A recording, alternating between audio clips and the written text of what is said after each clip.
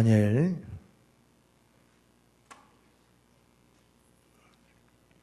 10장 10절부터 21절의 말씀을 제가 읽을 때 하나님의 음성으로 듣기를 바랍니다. 한 손이 있어 나를 어루만지기로 내가 떨었더니 그가 내 무릎과 손바닥이 땅에 닿게 일으키고 내게 이르되 큰 은총을 받은 사람 다니엘아, 내가 내게 이르는 말을 깨닫고 일어서라. 내가 내게 보내심을 받았느니라 하더라. 그가 내게 이 말을 한 후에 내가 떨며 일어서니 그가 내게 이르되 다니엘아, 두려워하지 말라. 내가 깨달으려 하여 네 하나님 앞에 스스로 겸비하게 하기로 결심하던 첫날부터 네 말이 응답받았으므로 내가 네 말로 말미암아 왔느니라.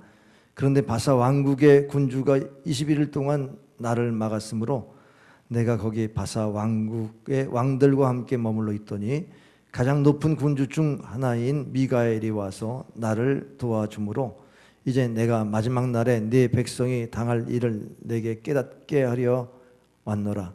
이는 이 환상이 오랜 후에 이름임을라 하더라. 그가 이런 말로 내게 이를 때에 내가 곧 얼굴을 땅에 향하고 말문이 막혔더니 인자와 같은 이가 있어 내 입술을 만진지라. 내가 곧 입을 열어 내 앞에 서 있는 자에게 말하여 이르되 내 주여, 이 환상으로 말미암아 근심이 내게 더함으로 내가 힘이 없어졌나이다. 내 몸에 힘이 없어졌고 호흡이 남지 아니하였사오니 내 주의 이 종이 어찌 능히 내 주와 더불어 말씀하실 수 있으리까 하니 또 사람의 모양 같은 것 하나가 나를 만지며 나를 강건하게 하여 이르되 큰 은총을 받은 사람이여, 두려워하지 말라. 평안하라. 강건하라. 강건하라. 그가 이같이 내게 말하며 내가 곧 힘이 나서 이르되 내 주께서 나를 강건하게 하셨사오니 말씀하옵소서. 그가 이르되 내가 어찌하여 내게 왔는지 내가 아느냐? 어찌 내가 돌아가서 바사 군주와 싸우려니와 내가 나간 후에는 헬라의 군주가 이를 것이라. 다 같이 오직 내가 먼저 진리의 글에 기록된 것으로 내게 보이리라. 나를 도와서 그들을 대항할 자는 너희의 군주 미가엘 뿐이니라. 아멘. 선선한 바람과 함께 9월이 왔습니다. 이 9월에 좋은 결실의 계절에 여러분의 영혼이 다시 소생되어지고 또 여러분의 삶이 힘을 얻어서 열매를 많이 맺는 이런 축복된 절기가 되길 바랍니다. 이 9월에 우리 교회에 다니엘 세 일의 기도회를 계획하고 그 계획에 맞춰서 제가 말씀을 좀 전하려고 합니다. 세 일의 기도라고 하는 주제로 말씀을 전하려고 합니다. 여러분, 우리가 살아가면서 은총을 입고 사는 것이 얼마나 중요한지, 은총은 은혜와 사랑을 의미하는데 세상에 은혜 입지 않고 또 사랑 입지 않고 행복할 사람은 없을 겁니다. 그래서 우리가 은혜를 받기를 사모하고 사랑받기를 사모하지 않습니까? 그런데 이 은혜는 위로부터 내리는 것입니다. 그래서 부모의 은혜라고 그러지 자식의 은혜라고 말하지 않습니다. 그래서 다 좋은 것들은 다 빛들의 아버지로부터 위로부터 내린다고 하신 그 말씀처럼 우리가 하나님의 은혜를 또 받아야 되고 하나님의 사랑을 받을 때에 이 계시의 정신이 필요합니다. 위로부터 임하는다고 하는 이러한 계시의 정신을 가지고 신앙생활을 할 수 있기를 바랍니다. 우리가 받은 은총을 기억하면서 또 사는 것이 얼마나 중요한지 모릅니다. 왜냐하면 우리에게는 자꾸 순간순간 찾아오는 불안이 있어요. 또 우리가 믿고 있지만 우리가 반석 위에 세운 믿음이 아닌 그런 상태에서 흔들립니다. 그래서 우리가 그 비행기를 보면 이륙할 때에 안개가 끼면 이륙할 수가 없어요. 그 안개가 거치면 이륙이 가능한데 햇빛이 비춰지면 자연히 안개는 사라지지 않습니까? 그래서 이제 비행기가 이륙하는 것처럼 우리 신앙의 의심의 안개, 또 불안의 이 안개가 있으면 우리는 이 땅에서 비상하지 못하고 땅에 속한 자로서 헤매며 살 수밖에 없습니다. 우리가 하늘에 속한다고 하는 것은 공중에서 밑을 내려다보면 작게도 보이지만 많이 볼 수 있죠. 또 뭔가 문제점을 위에서 보면은 다 보일 수가 있어요. 그래서 땅에서 우리가 헤매는 인생들은 이렇게 비상하는 신앙이 필요합니다. 영적으로 위에서 내려다볼 수 있는 이런 신앙이 필요한데, 그래서 우리 이사야서 40장 31절에 보면 독수리 같이 비상한다고 그랬어요. 하늘을 오른다고 그랬죠. 그래서 우리 신앙이 이렇게 비상할 수 있는 신앙이 되려면 적어도 우리가 의심의 안개가 거쳐야 됩니다. 근데 의심의 안개를 거치게 하시는 분이 예수님이세요. 왜냐하면 계시록 22장에 보면 그분은 새벽별이시다. 예수 그리스도는 새벽별이라고 말씀하고 있습니다. 새벽에 빛이 있어서 마치 북두칠성의 북극성과 같이 그 방향을 정해주시는 분이 예수님이시거든요. 그래서 예수님을 바라보면서 우리가 의심의 안개를 거두고 다시 한번 주님을 향해서 이렇게 비상할 수 있게 됩니다. 또 요한복음 1장 9절에 보면은 참빛이 왔습니다. 세상에 빛을 비추는 참빛, 곧 예수 그리스도를 의미하죠. 그래서 어두운 가운데 있는 이들에게 우리에게 참빛인 예수 그리스도가 오시면 우리에게 정말 어둠이 사라지는 것을 경험하고 우리가 비상하는 신앙생활 할 수가 있습니다. 이게 은혜 받은 사람의 모습이에요. 이게 은총을 입은 사람의 모습인데 그 은총을 크게 입은 사람이 다니엘입니다. 오늘 이 다니엘의 말씀 보겠습니다. 그 9장 23절에도 있고 오늘 본문 11절에도 큰 은총을 받은 사람 다니엘아, 또 19절에 큰 은총을 받은 사람이여 두려워하지 말라, 이런 말씀이 있어요. 다니엘이 큰 은총을 입은 것은 그가 바벨론 땅에서 그가 총리가 됐다는 겁니다. 3명의 총리 중에서 총리가 되는 이런 높임을 받았는데 이거는 포로된 자로서의 신분으로서는 감히 그런 위치에 오를 수가 없는데도 하나님의 은혜 안에서 그를 높여주셨다는 것이죠. 그래서 은총을 입은 자인 것을 알 수가 있습니다. 그가 활동할 때는 그야말로 이스라엘 백성들이 바벨론에 포로되었다가 귀환하고 또 그 바벨론에 귀환된 사람들이 성전을 지을 때였습니다. 그때의 오늘 본문과 연관을 시켜보면 알 수가 있어요. 다니엘이 안타깝게 이 역사의 그 현장에서 슬퍼하며 울며 금식하며 기도하게 됩니다. 오늘 본문 말씀에 그런 내용들을 10장 1절부터 쭉 읽어 내려가면서 보면 알 수가 있는데 그야말로 슬퍼한 이유가 귀환할 때 보니까 너무 많은 사람들이 그냥 바벨론에 남아있고 자기 고향 땅으로 돌아갈 생각을 하지 않는 거예요. 하나님의 뜻이 이제 포로된 자에서 해방케 하는 이런 하나님의 뜻이 있음에도 불구하고 그냥 바벨론 땅에는 그냥 남아있는 겁니다. 그들이 70년 동안 살면서 이제 안정된 생활을 할 수 있었던지 모르죠. 그러나 하나님의 뜻을 쫓는 사람이 아니었다는 사실 때문에 너무나 안타까운 마음으로 울었다는 겁니다.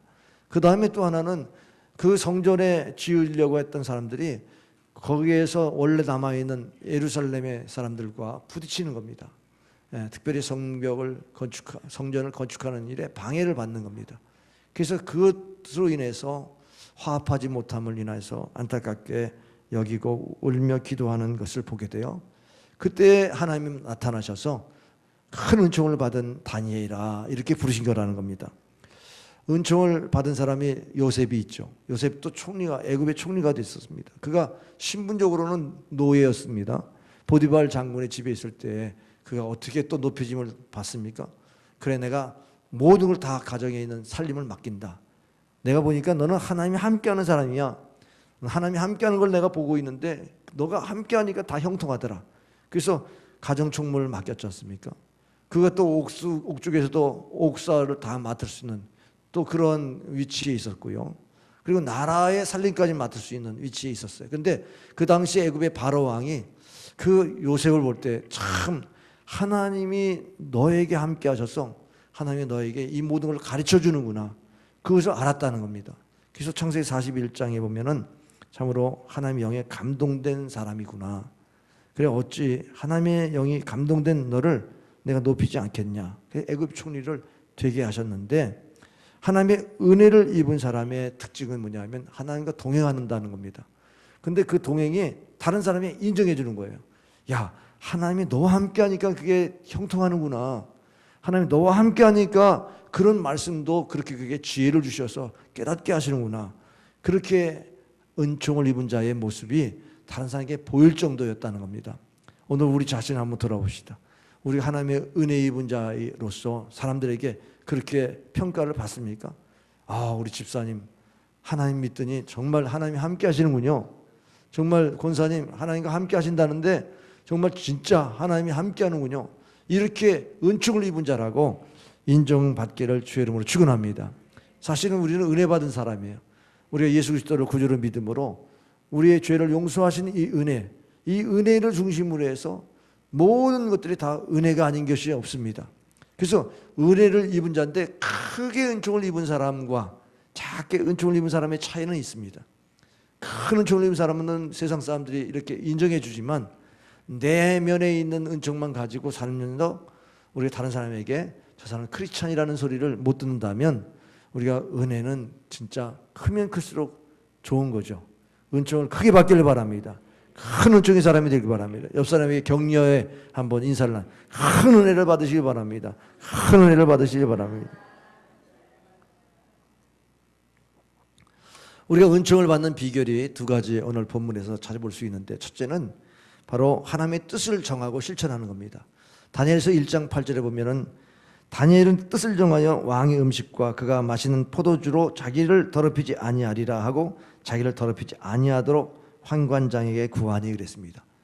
바벨론에 인재가 없어서 포로된 사람들 중에 젊은이들 가운데 인재를 뽑아가지고 그 왕실에서 궁중 훈련을 통해서 관리를 또 예비하려고 하는 그러한 시스템이 있었던 것 같아요.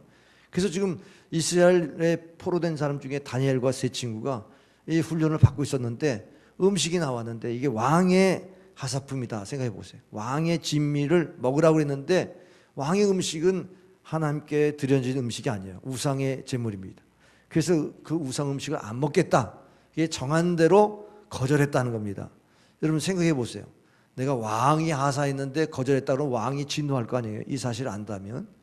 그러면 왕 앞에 내가 초라한 그 포로된 사람으로서 그 다니엘이 그거를 거부할 수 있는 용기를 갖기는 어려워요. 근데 이게 하나님이 원하지 않는다는 우상의 음식이라고 생각하는 믿음이 있으니까 뜻을 정했어요. 나는 왕의 음식 먹지 않는다.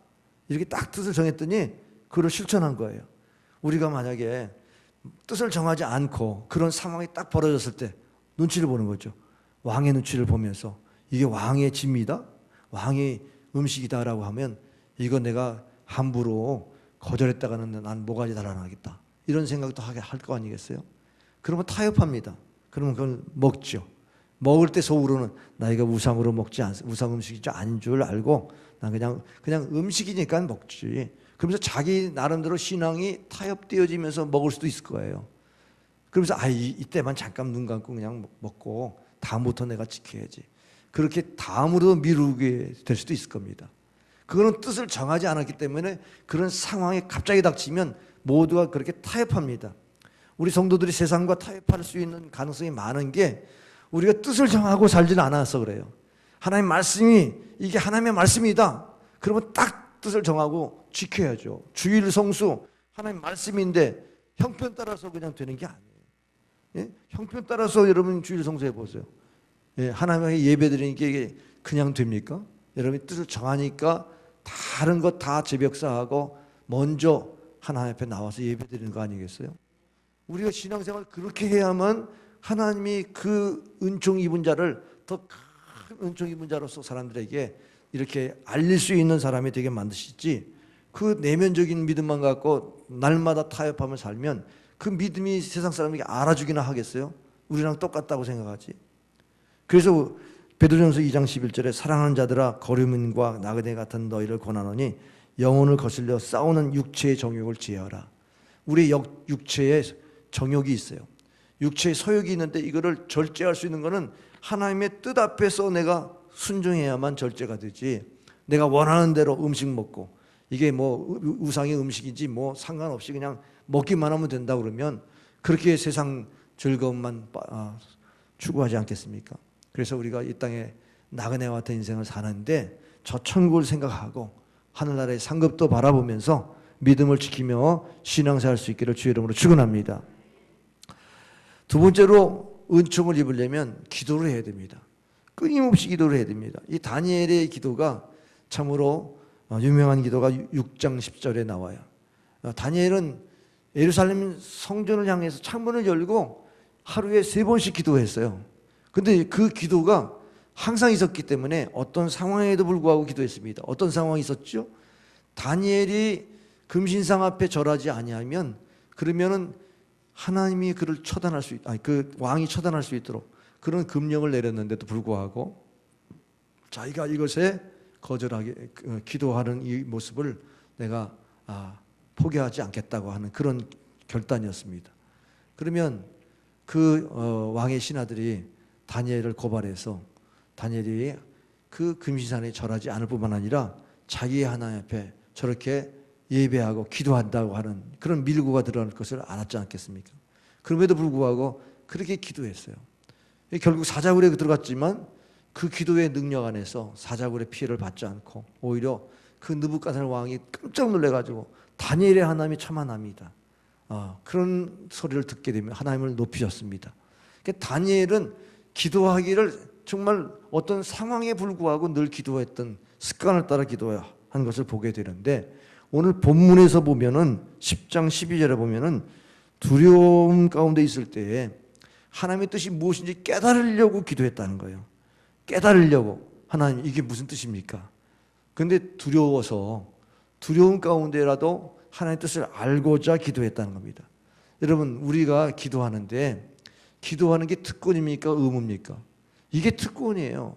왜냐하면 우리는 기도하면 하나님의 뜻을 알 수가 있어요. 하나님의 뜻을 알 수 있다는 것이 로마서 12장 1절 2절에 보면 하나님의 자비하시는 너희에게 권하노니 너희가 하나님의 거룩한 산 제물로 드려라. 이것이 영적 예배니라. 너는 이 세대를 본받지 말고 마음을 새롭게 하여 하나님의 선하시고 기뻐하시고 온전한 뜻이 무엇인지 분별하도록 하라고 말씀했어요. 그러니까 우리 하나님의 뜻을 구하기 위한 예배, 구하기 위한 기도, 이게 진짜 기도인 거죠. 왜? 하나님의 뜻대로 구하면 하나님 들으시고 그 들으심 줄 하나님 구한 것을 또한 얻는 줄 확신하노라. 할렐루야. 우리가 하나님 뜻대로 기도하면 반드시 응답 받게 돼 있기 때문에 우리는 하나님의 뜻을 깨닫기 위해서 기도하는 이 기도가 하나님의 마음을 기쁘게 하는 겁니다. 큰 은총을 받는 사람은 기도를 아주 특권으로 알아요. 아무나 기도하는 거 아니다. 하나님의 뜻을 누가 알겠느냐? 하나님의 뜻을 알기 위해서 기도한다는 겁니다. 다니엘서 9장 23절에 보면은 22절 23절에 보면은 여러분이 찾아보시면 확인할 수가 있어요. 9장 22절 23절 내게 가르치며 내게 말하여 이르되 다니엘아 내가 이제 내게 지혜와 총명을 주려고 왔느니라. 곧 내가 기도를 시작할 즈음에 명령이 내렸으므로 이제 내게 알리러 왔느니라. 너는 크게 은총을 입은 자라. 그런즉 너는 이 일을 생각하고 그 환상을 깨달을지니라. 보세요. 기도할 즈음에 주님이 오셔서 그 말씀을 깨닫게 그 지혜를 주시고 그 뜻을 알려주시려고 환상을 깨달을 수 있도록 하셨다는 겁니다. 그러니까 우리가 기도를 작정만 해도 하나님이 벌써 하나님의 뜻을 알리려고 지금 영적인 역사들이 일어난다는 거죠. 그러니 우리가 기도는 산마귀가 얼마나 벌벌 떨겠어요. 기도하는 마음만 먹어도 하나님이 역사하는데 기도하려고 작정하려고만 해도 하나님이 역사하시는데 기도에 무릎을 꿇으면 마귀는 벌벌벌 떤다는 얘기가 실감나잖아요. 이게 우리가 그냥 지나가는 얘기로 웃은 소리를 하는 얘기가 아닙니다. 우리가 기도가 얼마나 큰 능력이면 이렇게 기도할 즈음에 하나님이 이렇게 말씀을 깨닫게 하시려고 오셨겠냔 말이에요. 아놀드 토인비의 역사 연구에 보면 이 세상에 지금까지 21번의 문명이 있었는데 그 19의 문명들은 다 자멸하고 말았다. 스스로 멸망을 당했는데 그 이유가 뭐냐 하면 물질주의, 물질주의에 속한 것, 무신론자에 속한 정치 철학에 의해서 그 제국들이 무너졌다는 겁니다. 그러면 하나님을 두려워하지 않는 정치인, 하나님을 두려워하지 않는 이 무신론적인 그러한 사회 풍조가 물질주의적인 풍조가 결국 스스로 자멸할 수밖에 없는 것, 그 공산주의에서도 우리에게 보여줬고 모든 제국들이 그렇게 무너진 것을 알 수가 있어요. 자, 우리가 하나님을 두려워한다고 하는 거, 그러면 우리가 하나님을 두려워하며 기도한다고 하는 데에는 하나님의 은총이 임하지만 하나님을 두려워하지 아니하고 기도하지 않는 그 사람들에게는 하나님의 은혜가 막혀 있을 때에 그들이 갖고 있는 모든 자신의 어떤 힘으로서의 어떤 문명들은 무너질 수밖에 없다. 그런 뜻인 줄 믿으시길 바랍니다. 결국 우리가 기도하는 것은 하나님의 은총을 구하는 거예요. 하나님 은혜 없이는 살 수 없습니다. 그리고 여러분이 기도를 소홀히 한다는 것이 얼마나 손해인 줄 알아요? 이게 과학적으로도 증명이 됐어요. 노벨 의학상을 받은 알렉시스 카넬 박사가 기도할 때 심신을 위한 가장 강력한 지적 도덕적 스태미너를 생산하는 호르몬이 분비된다는 거예요. 그러니까 우리가 도덕성도 호르몬 분비에 의해서 준비가 되고 양심의 가책 이런 것들도 기도하는 사람은 회개할 수 있다는 겁니다. 또 지적인 활동이 일어나서 아이디어가 떠오르고 지혜가 생기고, 그러니까 이런 것들이 참으로 하나님의 놀라운 은총 안에서 이루어진다는 겁니다. 그러니까 우리가 심신이 더 좋아질 수 있는 게 기도라는 것이죠.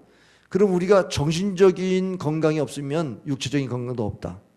그런 슬로건을 여러분 알듯이 정신적으로 방어하는 가운데 병이 많잖아요. 예, 이 정신적인 병들은 현대인들이 더 많으니까 정신이 건강하려면 기도해야 돼요. 영혼이 잘 되려면 기도해야 됩니다. 근데 이 정신도 육체도 영혼의 지배를 받아요. 이 마귀의 역사를 지식인들이 그걸 해결하지 못하는 것은 영이 온 것을 지배하죠. 육체를 지배하고 마음도 지배하니까. 그 영혼이 중요한 거거든요. 근데 영혼을 잘 되게 하는 길이 뭐예요? 기도입니다. 말씀과 기도로 거룩해진다. 여러분이 기도하는 삶을 내 삶에 육신도 건강한 그런 복을 받는다. 정신도 건강한 복을 받는다. 이렇게 믿고 기도할 수 있기를 바랍니다. 기도하는 영은 맑아요. 그래서 생각도 건전할 수가 있어요. 근데 기도하지 않으면 그 생각들이 참 어두울 수밖에 없습니다. 그래서 우리가 기도를 결단합시다. 내가 기도해야지. 어떻게 하면 내가 기도할까? 기도 시간을 찾았고 어떻게든 기도의 시간을 여러분이 쪼개야 돼요. 짜투리 시간이라도 여러분 기도를 하려고 힘써야 됩니다. 그런 것을 하나님 기뻐하세요. 근데 기도를 하면 무슨 복을 받느냐? 세 가지 복을 오늘 본문에서 찾을 수 있는데 12절에 보니까 두려움을 사라지게 한다는 거예요. 다니엘이 두려웠습니다. 왜? 이 두려움이 이 악한 영들이 공격하니까 두려워요. 이 악한 영들에 대한 얘기는 좀 뒤에서 얘기하겠는데 일단 두려움이라고 하는 것 때문에 기도를 하게 되는데 두려움을 뭐라고 그럽니까? 12절에 그가 내게 이르되 다니엘아 두려워하지 말라 그랬죠.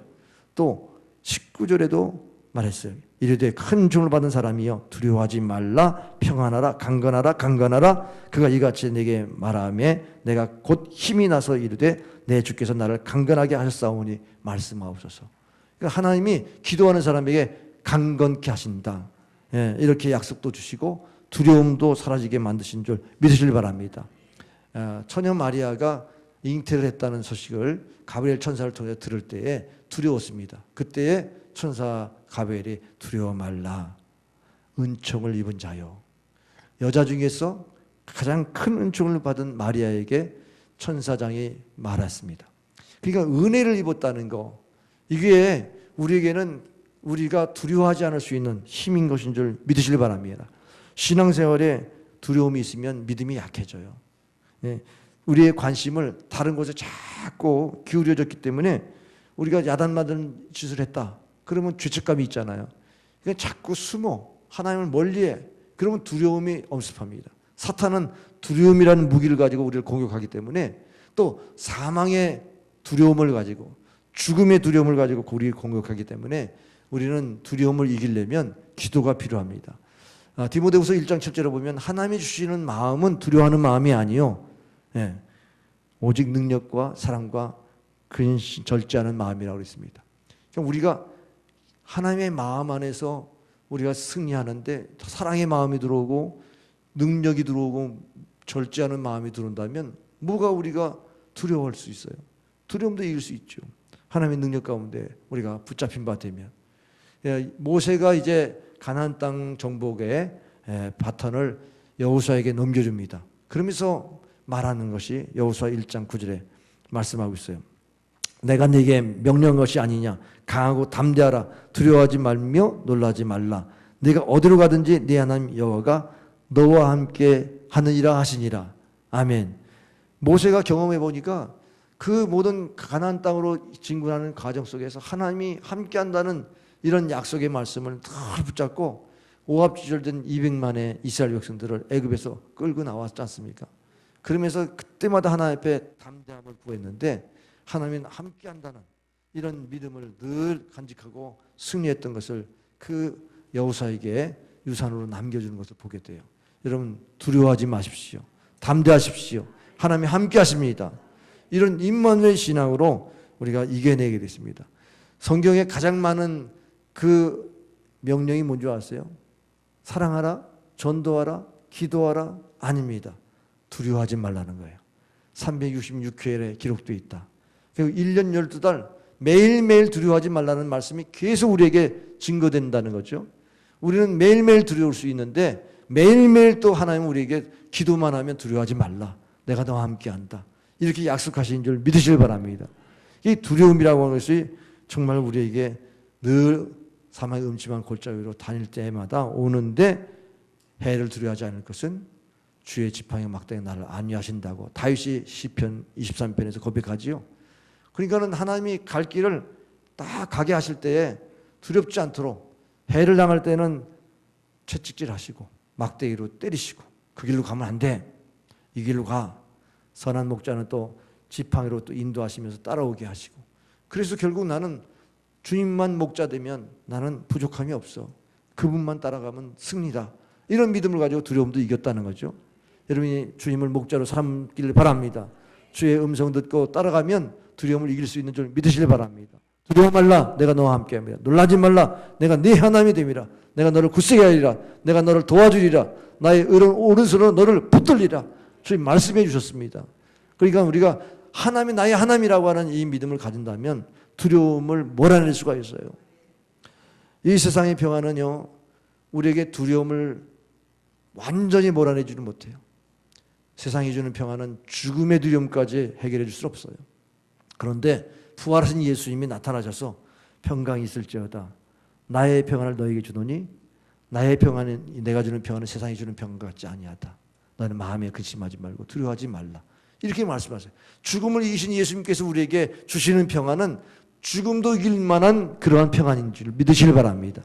그러니까는 두려움이라고 하는 게 믿는 사람에게 이런 순교의 의지까지 나가는 거예요. 여러분 진리를 지키려고 그러는데 목숨이 끊어질 만큼 위협이 온다. 그래도 내가 죽이라고 하는 믿음을 지킬 수 있는 사람은요, 이러한 평안이 있기 때문에 그렇게 하는 거예요. 예? 그런 평안이 없으면 어떻게 죽인다는데 도망가거나 살려달라고 빌지, 어떻게 목을 내놓고 죽이면 죽이라. 나는 하나님이 나의 아버지시다. 나는 죽어도 천국에 들어간다. 이렇게 순교할 수 있겠습니까? 그러니까 하나님이 주신 평안은 세상에 알 수가 없는 평안이에요. 어떻게 저도 기독교인들은 지독하다. 어떻게 저렇게 죽음 앞에서 두려워하지 않을까? 세상상의 그 두려움 앞에 평안한 것을 보면 놀랄 겁니다. 그런데 그 평안이 우리 기도하는 사람에게 있다. 이렇게 약속하고 있어요. 그리고 두 번째는 강건하게 됩니다. 오늘 18절 19절에 보니까 강건하다 강건하다라는 말씀이 여러 번 나옵니다. 그 다니엘이 기도할 때 강건해졌어요. 그 앞에 1절부터 쭉 읽어보면요, 두려움이 있어요. 큰 전쟁이 있다는 소식을 들으니까 두려워졌어요. 그러면서 두려워서 세 일의 기도를 시작합니다. 세 일의 기도를 결단하죠. 그러면서 결단하는데 너무 두려워서 큰 전쟁 앞에 마음이 초급해지고 몸이 흔들리고 기운이 사라져가지고 쫙 까부러진 거예요. 그래서 10절부터 하나님께서 그를 일으키셔가지고 손을 딛고 일어나서 이제 내가 말씀한다. 그러면서 그를 일으켜 주시잖아요.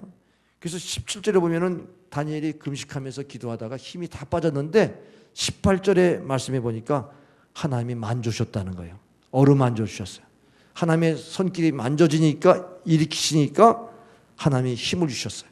강건하라. 그래서 내가 힘을 줬다는 겁니다. 이제는 말씀을 들을 수 있는 그러한 힘이 돼가지고 하나님께 나아가는 것을 보게 됐죠. 여러분, 우리가 말씀 앞에 설레면요, 이런 과정이 있어요. 힘이 다 빠져요. 정말 하나님 앞에 서는 때에 나는 죄인이구나 하는 느낌도 있고, 내가 하나님 앞에 아무것도 아닌 존재로 느껴질 때에 그때 하나님이 말씀하신다면 여러분 들을 수 있겠어요? 두렵죠. 그래서 두려운 우리에게 주님이 만져주셔야만 평안하고, 만져주셨다고 하는 증거를 평안할 때 하나님 말씀이 들릴 수가 있어요. 그 음성을 들을 수 있는 자리까지 나가려면 강건하셔야 됩니다. 심령이 강건하시길 바랍니다. 육체도 강건하지만 심령이 강건하시길 바랍니다. 우리 인생에 하나님이 붙들지 않으면 우리가 무너질 수 있는 그런 상황들이 너무 많아요. 여러분 연 날리기 있는 거 아시죠? 우리가 이제 연이 실타래에서 실이 이렇게 연결되어 있잖아요. 그러면 실타래 풀어요. 이를 자꾸 풀면은 이 연이 바람에 의해서 자꾸 이제 바람 타고 올라가죠. 연에 연결되어 있을 때 이 바람도 잘 탈 수가 있는데 이 연의 줄이 끊어지면 어떻게 되죠? 이건 그냥 균형을 못 잡고 곰닥쳐서 이제 무너지는 거죠. 우리가 주님의 은총의 줄에 붙들려 있지 않으면 우리가 비상할 수가 없어요. 만약에 하나님의 은혜가 끊겼다. 그럼 내 힘으로 어떻게 납니까? 이 세상의 파도가 이렇게 밀어치는데 어떻게 이 세상의 이 파도를 거슬려서 나갈 수가 있겠어요? 그냥 무너지는 거예요. 그러니까 우리는 은혜 없으면 살 수 없는 존재가 된 거예요. 하나님이 나를 붙잡아 주지 않으면 나는 이 세상을 살아갈 수 없는 존재가 된 거예요.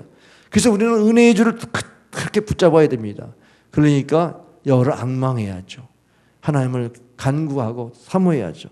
그래서 이사야서 40장 29절 31절에 보면 피곤한 자에게는 능력을 주시며 무능한 자에게는 힘을 더하시나니 소년에도 피곤하며 곤비하며 장자라도 넘어지며 쓰러지되 오직 여호와를 앙망하는 자는 새 힘을 얻으리니 독수리가 날개치며 올라감 같을 것이요 단박질하여도 곤비하지 아니하며 걸어가도 피곤하지 아니하리로다. 아멘. 심신이 다 연약해졌는데 막 힘이다. 이거 하나님 붙들어주는 증거입니다.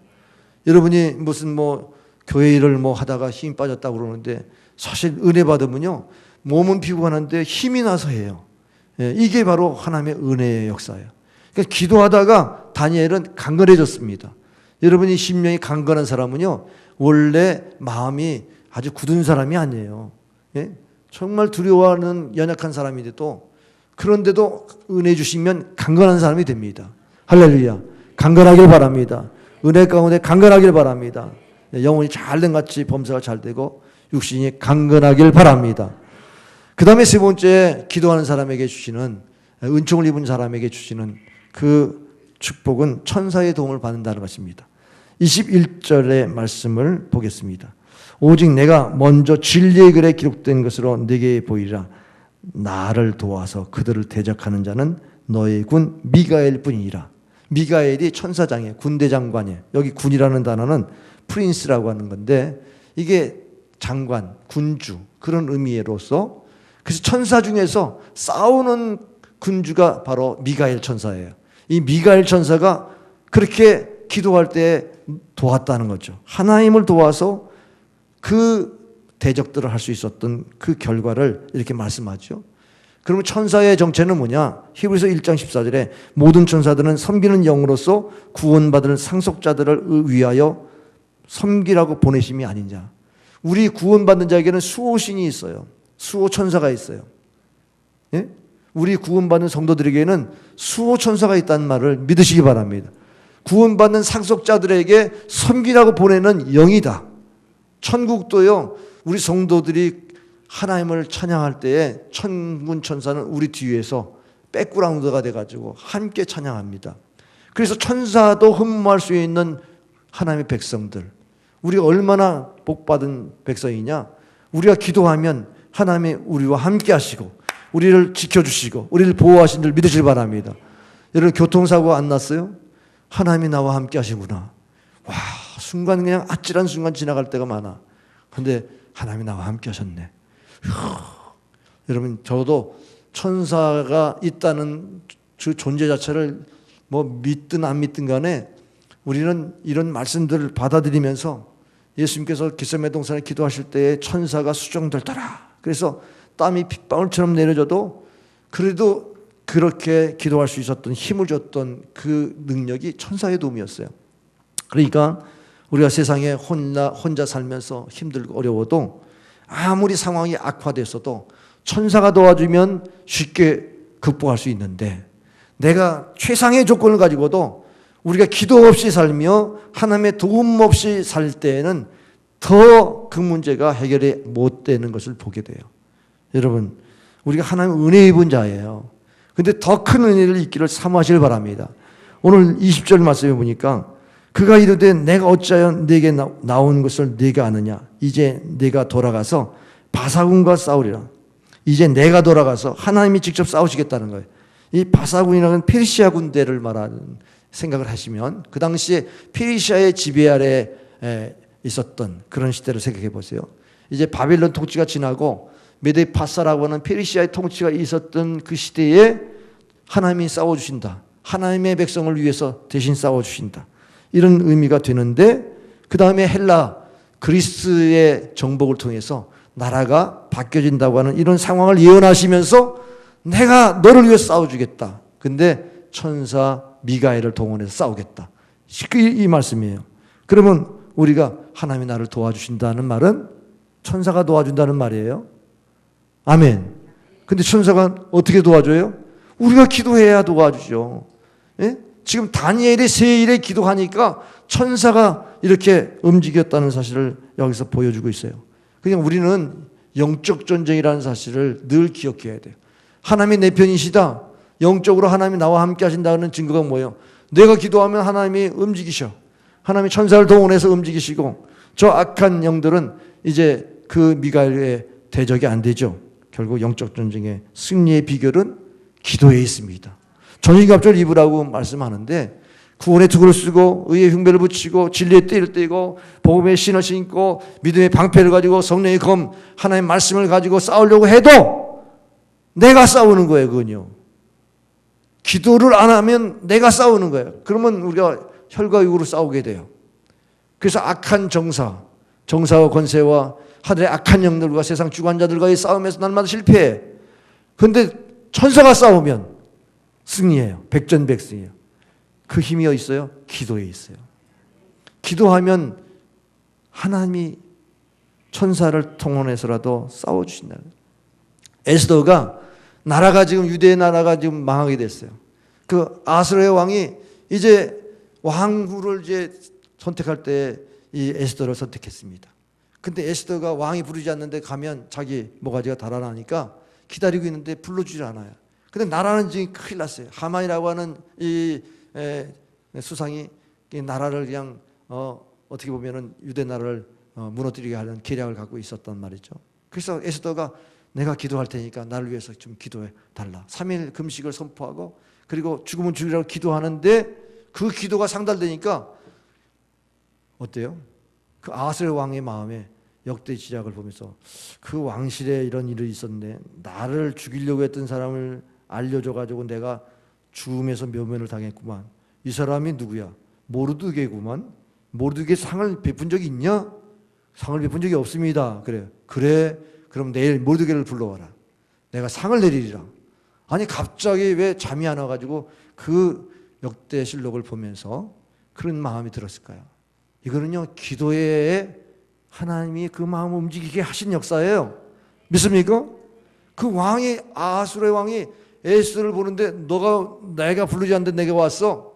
이렇게 정신 차리고 그 에스더를 폐위시킬 수 있는 그런 왕이 돼야 되는데 갑자기 마음이 흐물흐물해져가지고 아리따운 에스더요. 그래가지고 네가 원하는 건 내가 나라의 절반이라도 내가 주겠다. 이게 왕이 법이 돼가지고 왕 말이 그냥 이게 뭐 하늘을 찌르는 말 아니에요. 자기가 그냥 나라의 반도 주겠다고 그 하나 에스더의 그 외모를 보면서 감동받은 거 이게 어떻게 된 거예요? 기도의 열매예요. 네 소원이 뭐냐? 내 소원대로 다 이루어주겠다. 모르드게의 이야기를 듣고 저 하만을 죽이는 게 내 소원입니다. 그거를 마음에 품고 그렇게 잔치를 초청해가지고 결국 나라를 구원하지 않습니까? 그러니까 우리가 지금 힘이 있어서 나라를 지키는 것도 아니고 내가 힘이 있어서 우리 가정 지키는 것도 아니고 내가 힘이 있어서 교회를 지키는 것도 아니에요. 우리가 기도해서 우리가 교회를 위해서 기도하는 성도가 있기 때문에 교회가 지켜지는 거고 여러분 가정도 마찬가지고 기도하는 한 사람이 기도하자는 민족보다 크다. 아멘입니까? 기도하는 한 사람이 교회를 지키고 의인 한 사람을 찾을 때 나라를 하나님께서 참으로 지키는 한 사람을 찾고 계시다는 사실을 기억합니까?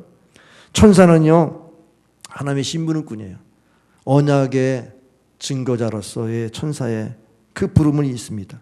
오늘 마지막 21절에 뭐라 했어요? 오직 내가 먼저 진리의 글에 기록한 것으로 진리의 글이 뭘까요? 이게 성경이에요. 하나님 말씀이에요. 그 당시 구약 성경이 기록이 되어서 잘 이렇게 오늘 우리처럼 잘 정리된 성경은 없었지만 구전된 성경이 기록되어 있으리라고 생각됩니다. 그런데 거기에 있는 말씀들을 보니까 이런 얘기가 있었네. 이런 얘기가 어떤 얘기인 줄 아세요? 바로 바사 군대가 이렇게 쳐들어온 것에 대한 해석이 가능한, 이 해석이 가능한 말씀이 예언되어 있는 말씀을 보게 되는데, 그 말씀을 제가 여러분 성경을 지금 찾아봐야 되는데, 에스라서 1장 1절에 보면 바사왕 고레스 원년에 여호와께서 예레미야의 입을 통하여 하신 말씀을 이루게 하시려고 바사왕 고레스의 마음을 감동시켰다 그랬어요. 그러면서 이제는 고레스가 이스라엘 백성들은 이 바벨론에서 우리가 이제 바벨론을 이제 정복하니까 이제는 당신들 나라를 다 해방시키겠다. 그러면서 이제 자기 고향으로 돌아갈 사람 돌아가라. 그리고 성전을 꼭 지으라고 하나님께서 이 고레스에게 명령하셨어요. 고레스가 성전 건축을 허락합니다. 그게 하나님의 명령이라는 거예요. 그러니까 하나님이 고레스를 목자로 삼고 이렇게 이스라엘 회복의 도구로 사용하셨어요. 살아계신 하나님이시다. 너희들의 하나님은 살아계신 하나님이라. 이런 말을 그렇게 말합니다. 그 에스라서 1장 1절부터 4절을 꼭 읽어보세요. 그들에게 예물을 줘가지고 꼭 성전 짓도록 해라. 이렇게까지 지시한단 말이에요. 도대체 이런 왕이 스스로 작심해가지고 할 수 있겠어요? 자기가 통치하는 나라를 더 노예로 부릴 수 있겠지. 그런데 이게 하나님이 그에게 감동하셔서 역사한 거예요. 할렐루야. 근데 이 감동의 역사가 어떻게 일어났느냐? 오늘 세일의 기도를 통해서 일어나요. 자, 에스라서 1장 1절에는 고레스 원년의 명령이 떨어졌는데 오늘 10장 1절을 한번 읽어보세요. 10장 1절, 우리 본문에 10장 1절에 보면은 다 같이 시작. 바사왕 고레스 제3년에 한 일이 벨드사살이라 이름한 다니엘에게 나타났는데 그 일이 참되니 곧 큰 정에 관한 것이라. 다니엘이 그 일을 분명히 알았고 그 환상을 깨달으리라. 그때에 나 다니엘의 세일에 동안 슬퍼하며 세일에가 차기까지 좋은 떡을 먹지 아니하며 고기와 포도주를 입에 대지 아니하며 또 기름을 바르지 아니하니라. 이렇게 금식 기도를 했다는 거죠. 근데 여기 3년째, 고레스 왕 3년째니까 2년 동안 성전 짓는 것이 중단된 거예요. 역사적으로 보면 사마리아 사람 산발락이 우리도 동참하겠다고 성전 짓겠다고 이렇게 주장할 때에 그것을 물리치느라고 지금 2년 동안 성전 건축이 중단되고 있었을 때예요. 그러면 다니엘의 세일의 기도를 결심하니까 어떤 일이 벌어져요? 성전 건축의 회복이 일어나는 거예요. 성전 건축할 수 있는 그러한 역사가 일어나게 된다는 겁니다. 그러면 우리가 환난 날에 어떻게 해야 됩니까? 기도해야죠.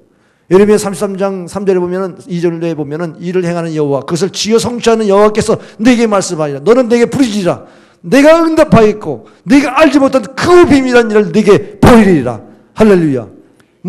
이 다니엘이 무슨 하나님의 뜻을 알아가지고 역사를 잘 분석해가지고 자기 지혜를 가지고 이렇게 하면 될 거라고 생각하고 기도했겠습니까? 큰 전쟁이 있다니까 두려웠고 그 큰 전쟁이 영적 전쟁이에요. 이 영적 전쟁이 바사 군대와 미가엘 천사장과의 싸움이었는데 이 싸움에서 이기려면 미가엘이 움직여야 되는데 움직일 수 있는 기도가 이 다니엘의 세일의 기도에서 나타났다는 겁니다.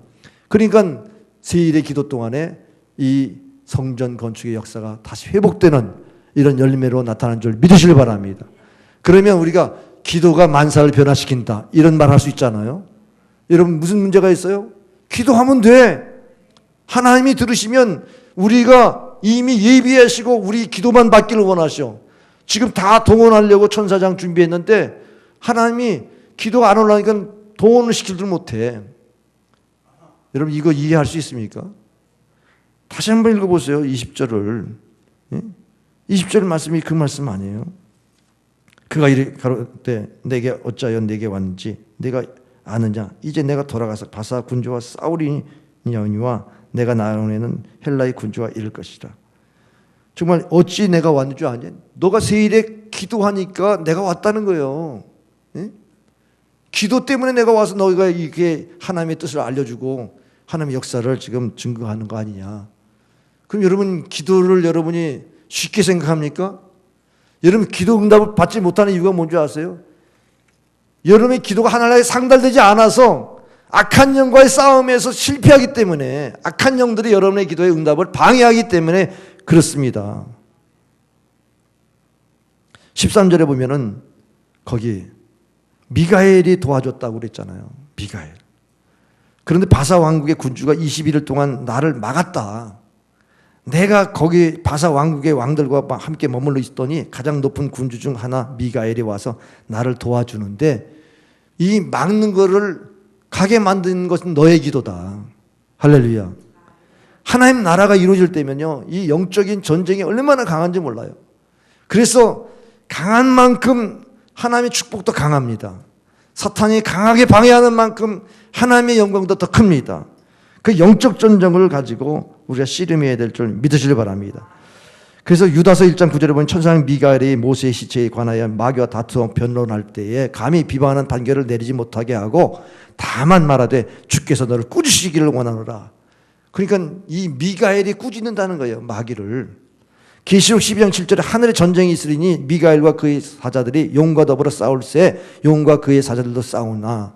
싸우는 군대 장관은 미가엘이에요. 우리가 혈과로 싸우는 게 아니라 이 영적인 싸움에서 우리가 기도할 때에 하나님의 영, 이 미가엘이 싸운다는 것입니다.